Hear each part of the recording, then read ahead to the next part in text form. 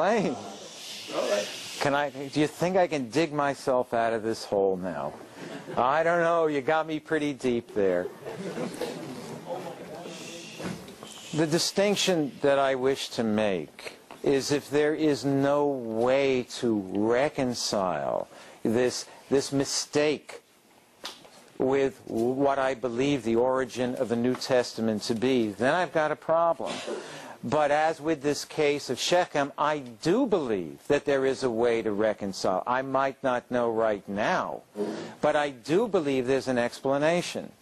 And also, what I try to explain is that there are so many compelling reasons to believe that the New Testament is God-breathed, along with the Old Testament. There's so many that I am mandated by logic and reason itself to believe that there must be some way to reconcile these disparate elements. I don't think that's a contradiction. Tell me, please. I have to study that first. Okay. I don't know how to answer it. We said it in the beginning. But again, just think of your wife. If your wife has been faithful to you for 50 years, and somebody brings you a report and says that in some way she was unfaithful, are you going to believe that report in light of 50 years of proven faithfulness? It's the same way with me in the New Testament, and the same way a Christian.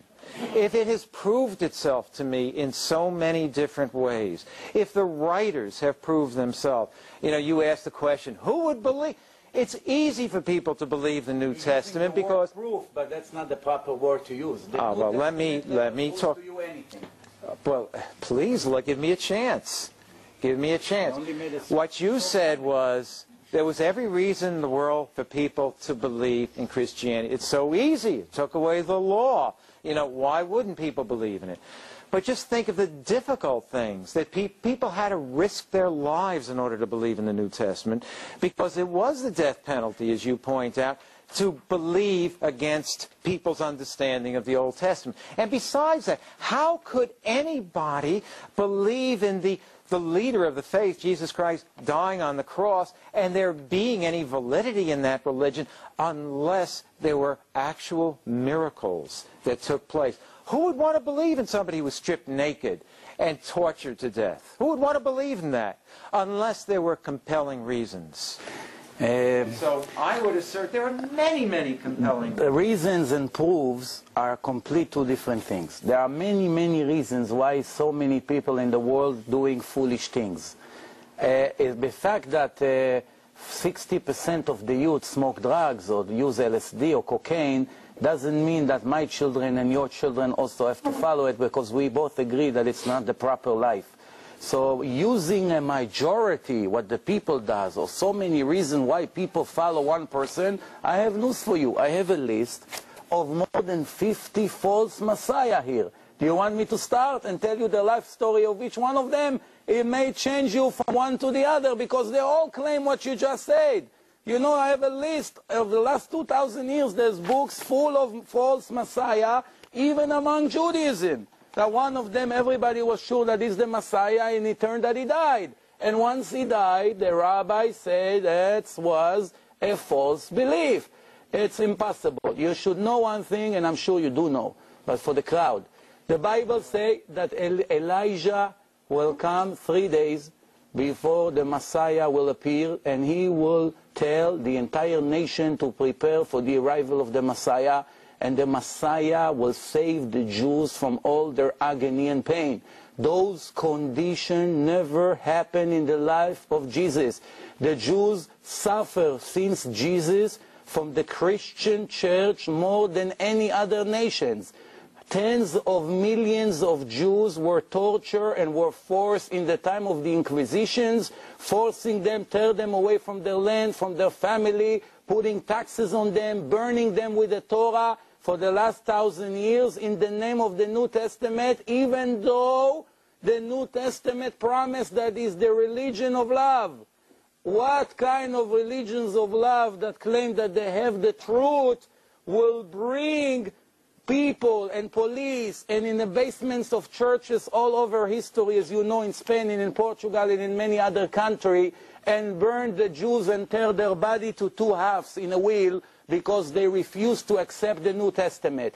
I never did, even though I'm a little strict. I have a reputation that when I come and argue with a non-religious Jew and try to make him religious, not everyone can use this direct approach. No problem, I respect his opinion. But I never use a wheel to rip him to two because he doesn't want to become a Shomer Shabbos. It never occurred to me. If I have the truth, I'm going to use common sense and proof. If I don't have what to offer, I'm going to hire gangster to do the job. And that's what Muhammad did. What do you think? When he came up with the Quran, right away they started to murder people. Judaism is not a missionary religion. If any, we are opposed collecting Gentiles from the world and come adopt them into Judaism. The opposite, that's not our goal. It wasn't my intention with you and your friend here. The opposite. If you would consider it, it's your choice. Everyone has a free choice. May I respond? Please. If a Christian really knows their religion, if they, and the simplest thing to recognize is that Jesus came as a Jew. All his apostles, all his followers were Jews.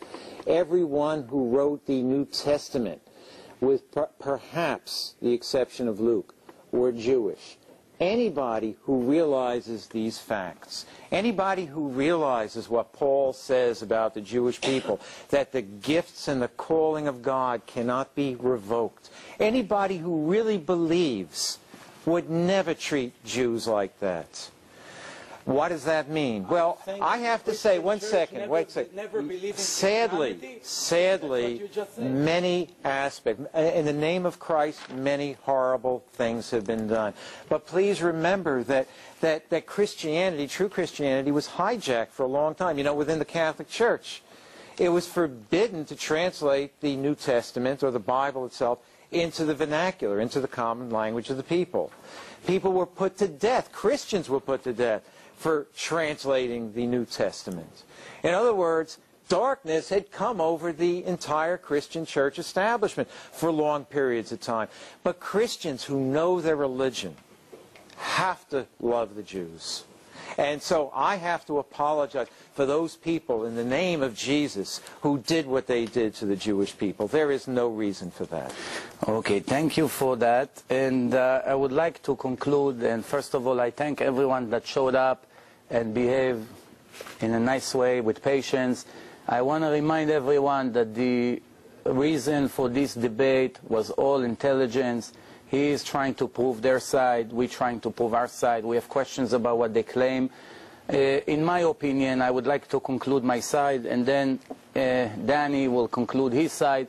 In my opinion, and you have the right to judge according to what you just saw, in my opinion, I presented a lot of questions, and we still have time for him to come back with 15 or 20 questions that are not solved, some of the contradictions and mistakes. If he will be able to answer them, then it will be maybe a point to re-meet again and hear the answers. But if he's not, for whatever reason, that pastor that I told you from 8 years ago, he said to Dr. Betesh, give me 3 days. You're still going to be in New York? He said, yes. In 3 days I'll get back to you. Until today, we're waiting for him.